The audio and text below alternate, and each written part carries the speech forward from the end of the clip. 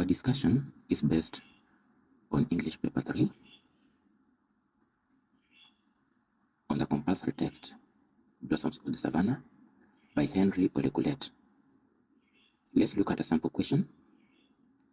We need support from others to achieve our goals. Using characters from H.R Ole Kulet's Blossoms of the Savannah, write an essay in support of this statement. At this point, it is important for a candidate to do the following. 1. We expect background information. 2. The character that receives and gives help and the kind of support must be mentioned. 3. The goal, or rather success, must be mentioned. This must be done in all the 4 paragraphs of discussion. Let me give a sample introduction. No one can succeed in life without help from others. In the Blossoms of the Savannah, characters such as Ole Kulet, Rishan, Taiyo, and Minik and Kontoi need help at individual level to succeed in their endeavors. At this point, accept any other relevant introduction. In the first paragraph, I'll focus on Ole Kulet as a character. Ole Kulet is helped by Oluseduri to set up a residential house and agricultural shop in Nasila after his retrenchment from Agribix Limited. He had met Oluseduri in Nakuru and struck a business deal. In order to remain relevant in Nasila culture, Ole Kulet and the family is represented by his younger brother, Serie, in the Himalayan clan in which they belong. When there were interlingo to be performed, such as initiation of girls, the circumcision of boys, or betrothal ceremonies, Serie was always there representing his elder brother and his clan. During Ole Kulet's absence, Serie ran all kinds of errands for him. Many times, he sent him money to buy livestock alongside his own. He drove to the Goreti cattle market, where he sold them at a profit and brought back the money to him. Seeing the rate at which his money multiplied made Ole Kulet appreciate and respect his younger brother's experience as an Olugunchai. When Ole Kulet puts up 2 buildings in Nasila, a shop and residential house, his brother participated fully in the construction. Finally, when Ole Kulet returns home, he is welcomed into Sere's homestead, where Sere helps him reintegrate into Nasilan culture after being away for 30 years or so. Ole Kulet is happy that he is still the Olmorjoy, a title used to address male senior member of the family, and his brother Sere still humbled himself before him. Thus, Ole Kulet finds it easy to fit into his culture. In the second paragraph, I am looking at Rishan. Rishan is in need of Taiyo's intervention to convince their father to allow them to join Egerton University. She feels that her only escape route available to them to escape female genital mutilation was via her sister, Taiyo, whom she had trusted to persuade her father to allow them to return to Nakuru and enroll at Egerton University, but she had not even tried. However, she insists that she would press her sister even more.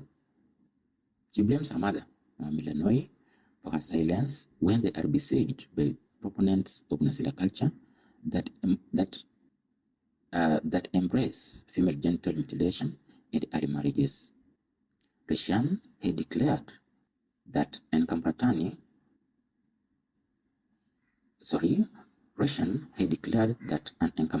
withered claw hands would only touch her over her dead body. Rishan embarks on Olarinkoi's promise to help her reach Minik and Kontoi, the Emakrire, after Ole Kulet slaps her in an attempt to force her to agree to marry his business associate, Olisidori. She appears helpless, contemplating suicide at Rivanasila when Olarinkoi appears. Unknown to Rishian, Olarinkoi is just another man who is seeking an opportunity to fulfill his mother's prophecy by marrying Ole Kaelo's daughter. To escape forced circumcision that had hastily been organized by Nkuboni and marriage to Olarinkoi, Rishian gets assistance of Nabaru, her nurse, who facilitates her transport to Emakerei's ranch in Ilori. It's because of Nabaru's sympathy for Rishian that she survives a second attempt on forced circumcision and early marriage. Nabaru is scolded by Olarinkoi, who feels betrayed and threatens her not to go back to Inkito. Unlike Taiyo, who is circumcised, Rishian escapes both early marriage and circumcision. Rishian and her sister Taiyo are finally offered scholarship by Emakerei to join Egerton University. As the vehicle went past the weaving workers on their way to Egerton University, Rishian prayerfully said, "Mrs. Olarintoriani, may the Lord be praised. All is well that ends well." The third paragraph, I'm focusing on Taiyo. Though Taiyo's love for music and dance is almost halted by her father's refusal to allow her to travel to Mombasa and participate in a musical extravaganza, this is later realized when Ole Kaelo allows Joseph Parmuat to coach her in traditional music and dance. Taiyo's contempt and fear for early marriage is brought to an end when Parmuat convinces the team of guards to a beer party, leading to her rescue. Taiyo had just been circumcised, and she was to be married off to Olisiduri after her sister Rishian, who was intended to be married off, ran away from home. The Emakerei's rescue team sneaked into a suite and home where Taiyo was recuperating and carried her away to Ntarinaju Ranch. Though Parmuat is accused of betrayal and killed by the guards, Taiyo is set free. Taiyo's dream of joining university becomes a reality when Minik and Kontoi offers her and her sister Rishian a scholarship to study at the Nirvana that was Egerton University. The fourth point, I'll focus on Minik and Kontoi, the Emakerei. Emakerei is an enlightened woman and owner of Ntari Naju Ranch. She is a veterinary doctor and a crusader against retrogressive cultural practices in Nasela, that is female genital mutilation and early marriages. The girls who are rescued from female genital mutilation and early marriage are given an opportunity to attend school. The girls from Intapuka A School are grateful to Emakerei's efforts for giving them an avenue to have formal education. They aspire to become doctors, engineers, teachers, and to participate in nation building. They are proud to be blossoms of the Savannah. Emakerei feels elated to hear the girls proclaim to be proud of being Intoye Nemengalana, that is, uncircumcised girls.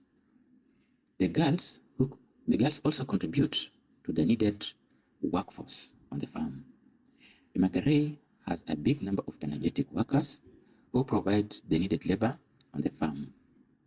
The big population of workers also provide